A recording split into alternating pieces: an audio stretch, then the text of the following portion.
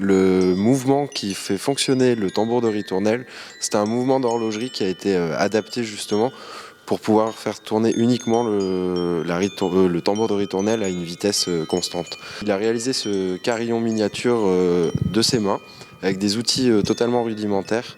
Et donc du coup c'est pour ça qu'il a fait plus de 1000 verres pour trouver l'accord qu'il souhaitait avec le verre qu'il souhaitait. Lorsqu'on a récupéré ce carillon miniature, il était dans un état assez déplorable à cause de la rouille et du fait qu'il était entreposé dans le haut de l'église. Alors quand on l'a récupéré, il a fallu dans un premier temps comprendre le mécanisme, repérer les partitions également, parce que vous avez sur le tambour de ritournelle tous les petits taquets qui déclenchent les marteaux. En réalité, ils sont positionnés à des endroits bien spécifiques pour pouvoir continuer justement une partition en réalité. Donc il faut savoir qu'on a passé plusieurs semaines à restaurer tout ce carillon miniature. Donc il a fallu nettoyer tous les verres pour pouvoir retrouver justement un son pur.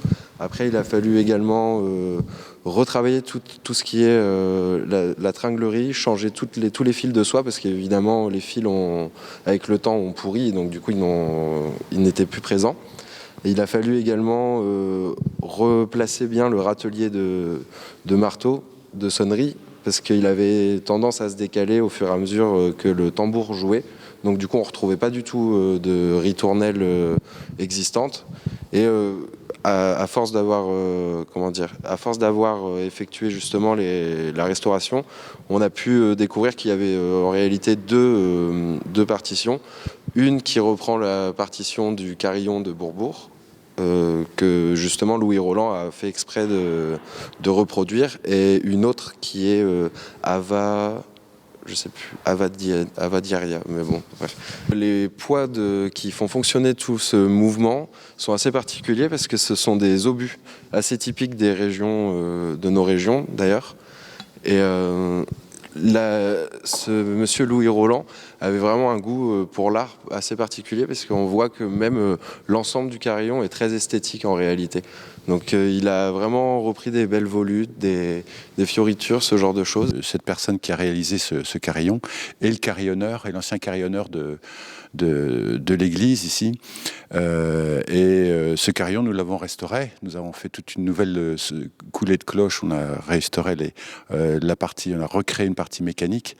Et donc, on a déposé les anciennes cloches qui sont exposées d'ailleurs dans les coursives. Quand vous montez là-haut, vous allez voir toutes les cloches de l'ancien carillon qui sont des cloches Bollé, qui viennent de la fonderie Bollé de Orléans. Et puis, le nouveau carillon, c'est un carillon avec des cloches Paccard que nous avons pris à Annecy. Et nous avons imaginé et recréé entièrement l'instrument qui est là-haut. Et donc cet instrument est tout à fait intéressant parce qu'il est ouvert sur cette plaine autour du littoral ici maritime. Et quand vous êtes sur la coursive, là-haut, vous avez ce carillon qui est là à côté de vous et vous êtes au milieu des cloches. Et donc on est dans le même esprit qu'avait fait cette personne. Et c'est ce goût du timbre, c'est une identité locale, régionale, le son du carillon qui chante comme ça dans la commune, c'est vraiment une particularité de Bourbourg. Et c'est un petit plaisir de vous le présenter, d'y avoir œuvré. Voilà, avec toute mon équipe. Et on a Mathéo ici qui est en stage, en formation à l'entreprise et qui est venu regarder un petit peu comment on fonctionnait. Il prépare son école d'ingénieur et puis voilà. Il a beaucoup d'idées aussi dans la création. Alors Bourbourg, et c'était un moment important aussi pour les carillons. Vous savez que dans nos régions, nous avons beaucoup de carillons. Nous sommes une entreprise installée à Wimereux, pas très loin, sur la côte d'Opale, une entreprise de 11 personnes. Et donc notre travail, on est artisan campanaire et on travaille sur tous nos carillons et clochers d'édifices. Et on a restauré récemment celui de Bergues. Si vous avez l'occasion, vous pouvez ici de Bourbourg, pas très loin, vous suivez le canal et puis vous arrivez à Bergues, qui est très très joli et dans un autre esprit, qui est très très joli avec des cloches monuments historiques qui sont classés, qui sont du 17e. Vous pouvez aller voir celui de Dunkerque que nous avons restauré aussi, qui est un carillon beaucoup plus lourd avec le bourdon Jean Bart qui fait 6 tonnes.